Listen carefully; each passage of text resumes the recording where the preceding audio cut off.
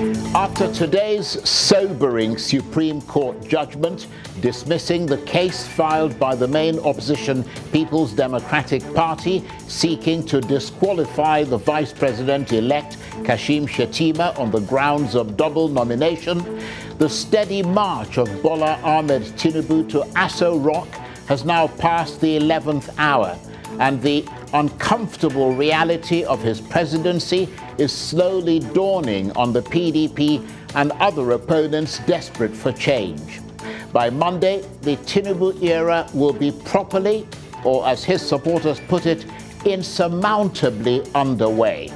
And the betting wager from some political pundits is that it'll stay that way, whilst others believe that at some point the odds will beat him back, possibly in the courts where the outcome is of course hard to predict, or possibly by one of the many controversies that have trailed his path to the presidency. Nevertheless, today's Supreme Court ruling underlines the daunting difficulty of coordinating opposition to Mr. Tinubu. So how can the man often referred to as the ultimate backroom maneuverer build on that and engineer the kind of unity that'll give his presidency a good chance of success? I'll be joined by our legal correspondent, Godfrey Eshemoge, who was in court today, and for reaction by a leading member of the PDP and former aviation minister, Osita Chidoka. And later, two guest analysts, the international journalist Donu Kobara and the policy strategist Baba Yusuf, will help us further assess today's ruling and look ahead to the inauguration on Monday. I'm Charles Eniegolu, and this is Arise Prime Time. Now, for the last month or so, little by little, but inexorably, Bola Ahmed Tinubu has been inching towards his inauguration as president of Nigeria. But with today's Supreme Court ruling dismissing the PDP's case seeking to disqualify the Vice President-elect Kashim Shettima on the grounds of double nomination, Mr. Tinubu is now galloping towards that seminal moment of his swearing in on Monday. As one political pundit put it, this particular legal nightmare is over, and the terrifying prospect of a glitch before the inauguration has been resolved. But there are other intersecting, pending legal cases to come, and Mr. Tinubu will be forced to continue to defend his INEC-declared victory when he is already in Aso Rock. How badly this inescapable fact will affect his presidency is anyone's guess, but the betting seems to be that it'll have little measurable effect. Nevertheless, there is the court of public opinion, where he managed to secure only a 37% share of the vote, with 63% choosing not to vote for him and remaining open to an alternative. It remains to be seen whether that 63% will stay calcified, or whether they'll eventually either switch sides or become politically neutral. In a moment, I'll be speaking to seeking reaction to today's Supreme Court ruling from the former Minister of Aviation, Osita Chidoka, who's a leading member of the PDP, the party that brought the case. As I mentioned, with me in the studio is the former road safety chief, former Minister of Aviation, former governorship aspirant in Anambra State, and now the Director of Voter Intelligence and Strategy in the PDP Presidential Campaign Council, Chief Osita Chidoka. Thank you very much indeed, Mr. Chidoka, for joining us. Thank you very much. And again, our deepest condolences on the passing of your mother from all of us here at Arise News. Thank you very much, Charles. What's your reaction to this Supreme Court ruling today? Are you wallowing in disbelief, assailed by feelings of incredulity, or just accepting of that fact? First, I want to say something fundamental about the Nigerian state. The fact that we went to court is the fact that we believe in the legal system of the country. We trust in order, we believe in the rule of law, we believe in fighting our wars through the legal process as stipulated by law. We are a law-abiding organization. So anybody saying whether we accept the judgment, it knows that as we went to court, we are bound to accept any of the outcomes that come with it. So that said, I want to say that we have the utmost respect for the Supreme Court. I personally do have utmost respect for the Supreme Court and for some of the justices who I know personally, who I believe are people of integrity. And I believe that the country will go a long way if the justices of the Supreme Court and all the levels of the judiciary understand that the hope and aspirations of Nigerians are resting on their shoulders. And this is something they must not deal with lightly. That said, I was surprised with the Supreme Court decision, and the surprise is that I had thought, maybe rightly or wrongly, that they will be holding the precedents that they had set in the case of Uchenwosu in Imo State, where the action was brought about double nomination across parties, and the Supreme Court took a decision then. And in that decision, the Supreme Court pointed out that the issue of locus does not arise.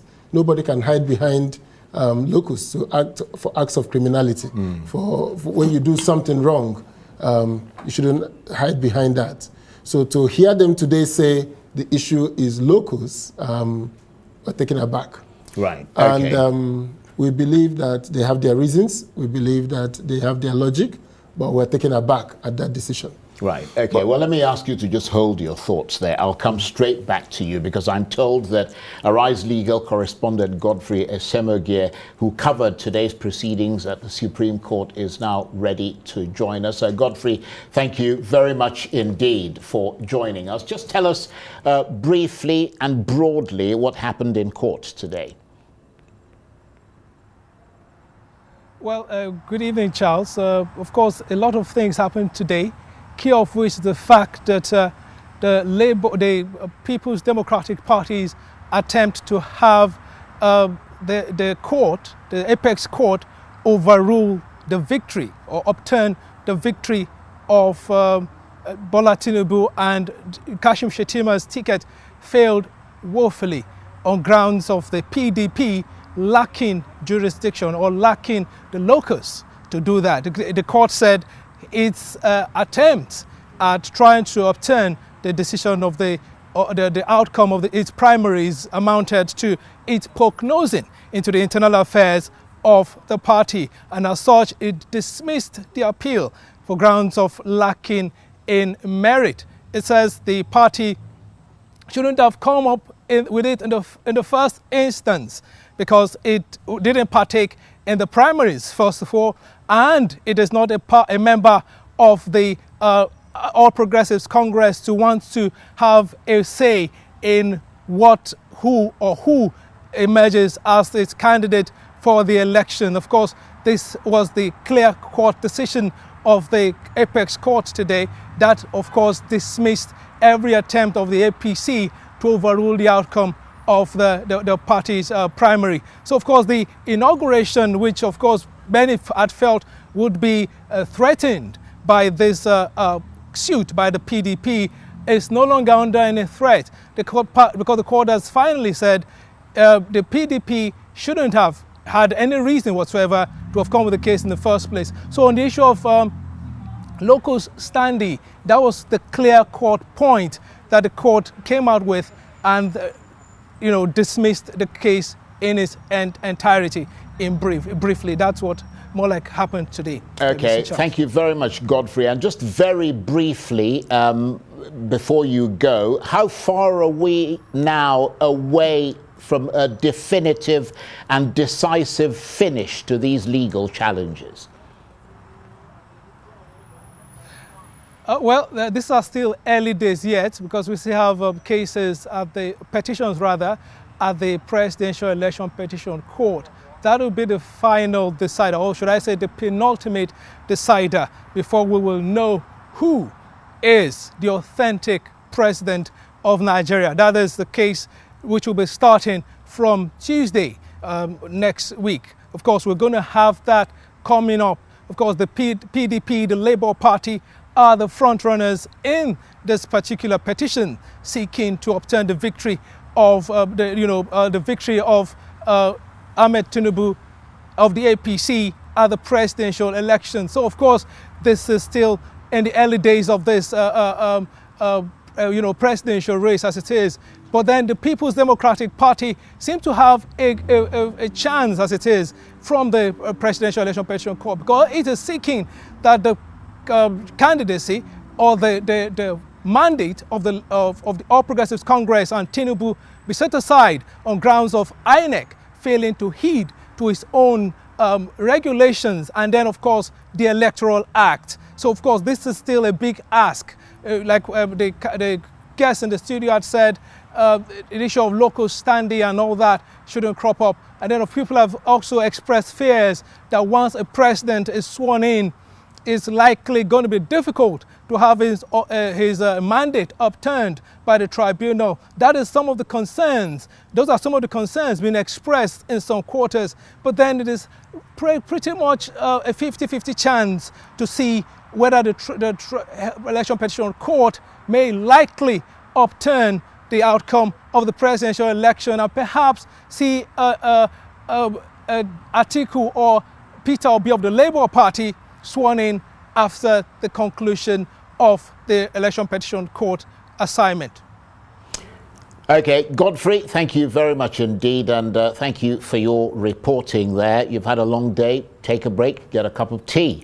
Godfrey Eshemogie there, Arise legal correspondent who covered today's proceedings at the Supreme Court. And of course, the former Minister of Aviation, Osita Chidoka, who's a leading member of the PDP, is still with me in the studio. Thank you very much indeed for staying with us. And I apologize for interrupting you there. We needed to get that live to let the young man go home. He's had a long day. But how much of a setback is this for the PDP in its quest to try and reverse the INEC declared outcome of that 2023 presidential election? This is no setback. Well, it must be. It's not you a just setback. lost the case. Yes, it's not a setback.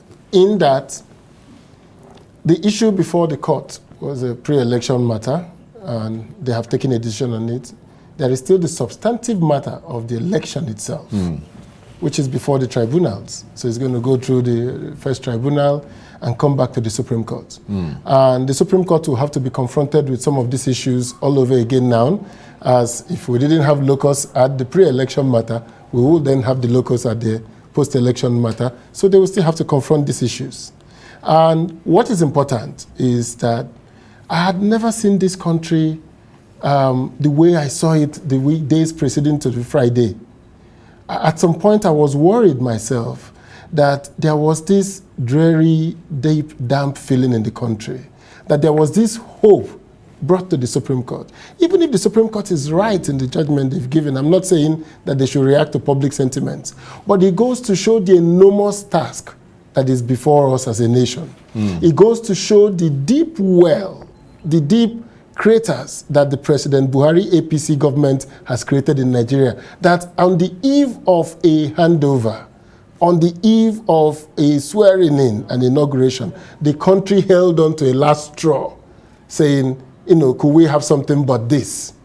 And that is important because you mentioned that it has only 37% of the voters. So 63% of the voting population are still upset, are still looking forward to what can be done. And it is important that we understand why these people are feeling worried. Because the 8 years of APC in Nigerian government has been an unmitigated disaster. It has been a disaster of no proportion.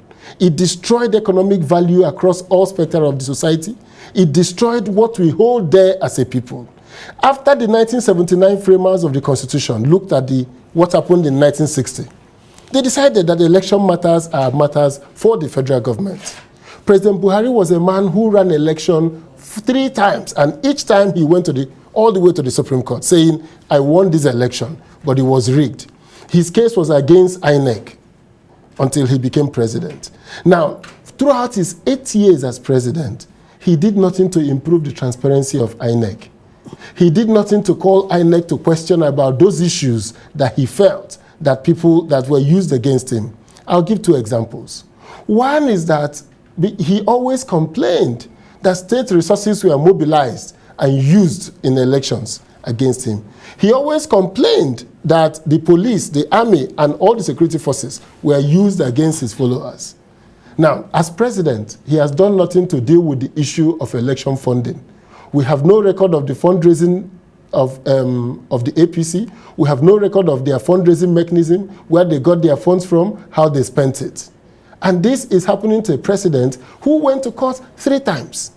Under his watch, a governor went and excavated a road to prevent INEC officials from going to conduct election in that state. We heard of that last in the First Republic.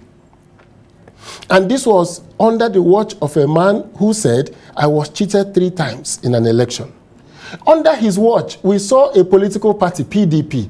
We could not go to Rivers State to do our campaign because the governor withdrew our permission to go to the stadium and used guns, shot at people who were doing an alternate location for the exam. No inquiry, no issue from the president, no test to say, how could this happen? Because elections are federal matters. Nothing a state can do to stop a federal agency, the INEC, from carrying out its responsibility. It's only under President Buhari's watch that a party could not campaign in a state. And of course, you've also got federal police and you've got a federal army. Federal army. Yeah. No state police, no state army. This was part of the reasons our 1979 framers decided that we would deny the states, because the state police, the Western Regional Government of Akintola, was stopping the then UPGA from campaigning in the West. It took the premier of the Eastern region, Michael Opara, coming to the West to come and campaign for the remnants of the action group. We went to the North. The UPGA went to the North to campaign. They couldn't get to Katsina because the native authority was being used to frustrate political activities. That was why the federal people who framed the 79 Constitution framed it in such a way that all these powers are now with the federal government. No state will have it. Under Buhari's watch, these 2 fundamental agreements in Nigeria were destroyed. Well, I want to, if we've got time, talk a little bit about Mr. Buhari a bit later. But as a pointer, is today's ruling forcing the PDP to acknowledge the very real possibility that Atiku Abubakar may never sit on the presidential chair in Aso Rock? And I mean, in that regard, it must feel like something of a bereavement. See, so Atiku Abubakar, like I've always told people, is a politician. At every time he has gone into the contest, he has gone in believing that he can win or he will lose. And every time he has lost in a fair contest, he's gone in any contest, he's gone to challenge it in court. Those he felt were not fair. Those he felt that were fair, he has moved on with his life. He's lost some primaries, he won some, he lost primaries against President Jonathan, he moved on. So he never went into the election saying it will either be me or never. But he went into the election trusting that the government will do what they promised to do. So what is the major challenge for PDP is the future of opposition in Nigeria. Assuming that we accept this result, assuming we accept that INEC did not upload their results on election day, assuming we accept that the results as was presented by INEC, that we cannot question them, what then is the future of being an opposition party in Nigeria if the sitting party can always manufacture results, can always go against the rules? If a president sitting in Aso Rock could not question INEC to say, you told Nigerians you will do A, B, C, D. I want an inquiry to find out why it didn't happen. Yeah, but so what is worrying us today, the bereavement we have is that we pray that the judiciary will not be captured like all the other arms of the executive.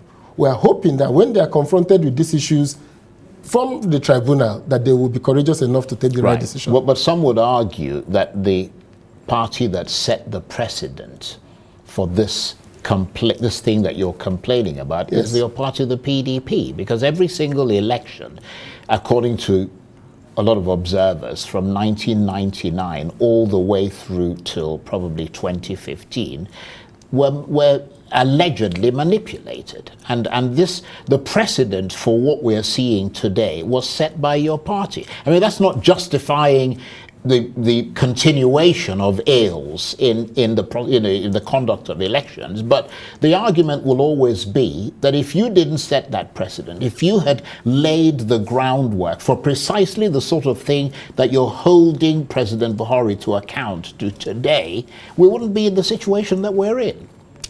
So This is an interesting point.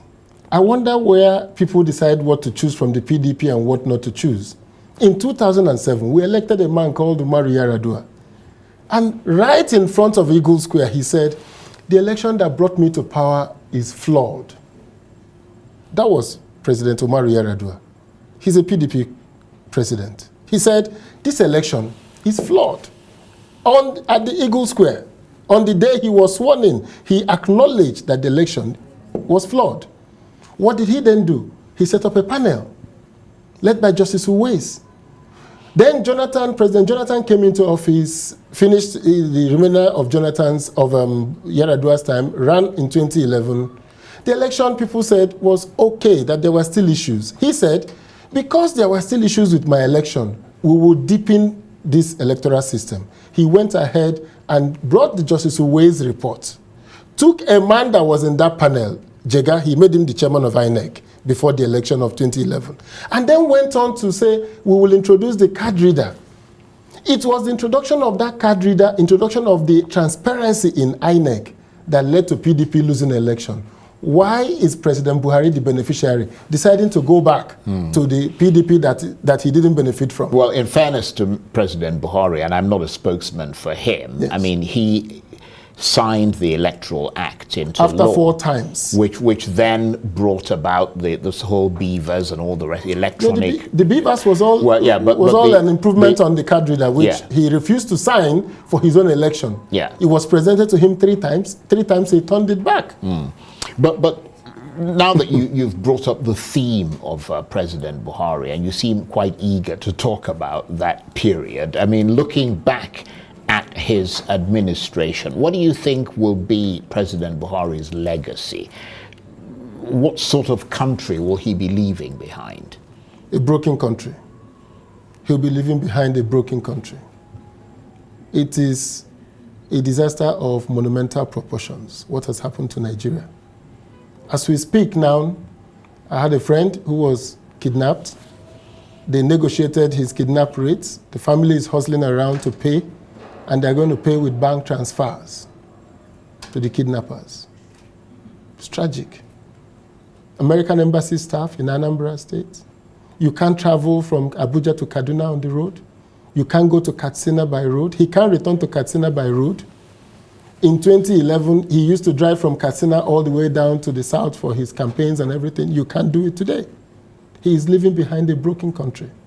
He's living behind a country where the respect for human life is at its lowest, where the ability for people to feed is now a luxury. Just to be able to get a meal a day is now a luxury. He's living behind a country where the people of the country have no trust in any of our national institutions.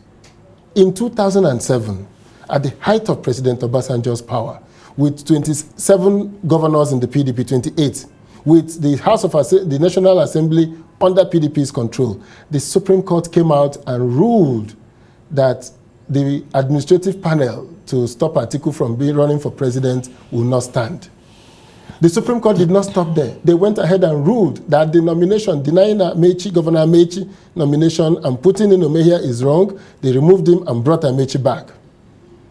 This country was where Peter Obi went to court, Governor Peter Obi, about his impeachment. And the Supreme Court said, remove the new governor and reinstall him back to office.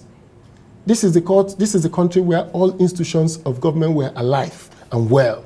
He's living behind a country where everybody is comatose today, where nobody trusts any institution. As I talk about people kidnapped, they don't even call the police anymore. They don't bother calling any security agency. People negotiate for their lives.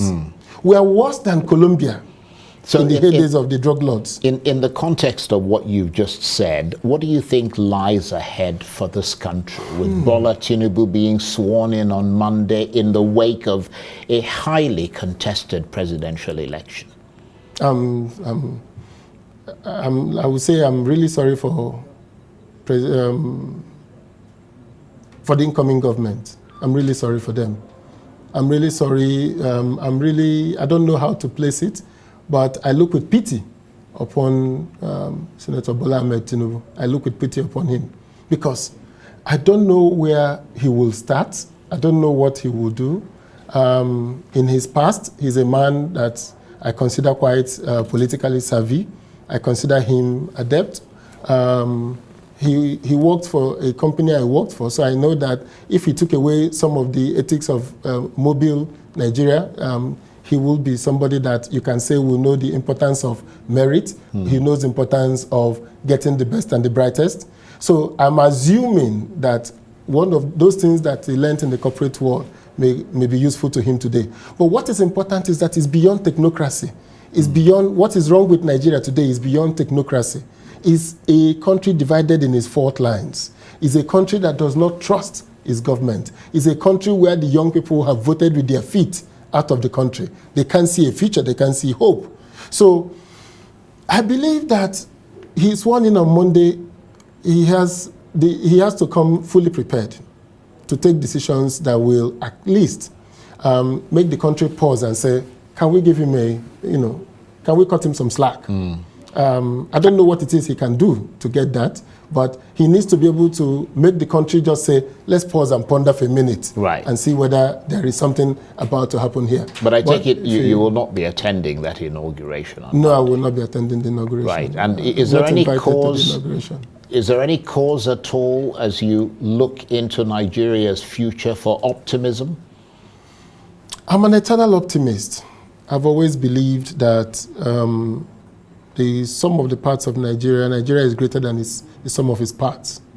I've always believed that Nigeria has great potentials, that Nigeria is Africa's, Nigeria is the black man's response to the world. I've always believed that Nigeria has all it takes to be the leading light of Africa. So I'm some sort of a Nigerian exceptionalism believer. I believe there is something exceptional about us. I believe that that confluence of the Niger and the Benue, if you look at it very closely, if you look at the tribes that are brought together in Nigeria, if you look at how we are and the ethnic groups that bind us together, the minorities, I believe that Nigeria was made by forces beyond the amalgamation. So that hope in Nigeria, that belief in Nigeria is anchored on one fundamental principle. For Nigeria to realize its destiny, for Nigeria to be that country we want it to be, we must have rules of engagement and we must respect those rules. If President Tinubu is going to be a president and thinks that he can just continue business as usual and not respect the fundamental rules of engagement that bind us together as a country, well, I'm sorry, Nigeria's future will be in peril. And that will be a sad testament to many of us who share strongly the view that there is indeed a country called Nigeria. And there are people called Nigerians who you can discern easily, not minding their various ethnic groups. A real character of a Nigerian is beginning to emerge. And let it not be said that that Nigerian is a lawless person. Let it not be said that that Nigerian is somebody that bribes the judiciary. Let it not be said that that Nigerian is the person who has the highest amount of money to buy the politicians, to buy elections, and to buy the security outfits and the judiciary. Let it be said that that Nigeria is a Nigeria where we come together and work towards making ourselves the centerpiece of Africa, the pride of the black man, where rules and integrity are the watchwords of our country. And I believe we have an opportunity. Brilliant. I want to thank you very much indeed. It's absolutely brilliant having you in here. Chief Osita Chidoka is the former road safety chief, former Minister of Aviation, former governorship aspirant in Anambra State, and now the Director of Voter Intelligence and Strategy in the PDP Presidential Campaign Council. Thank you very much indeed. Thank you very much, Charles.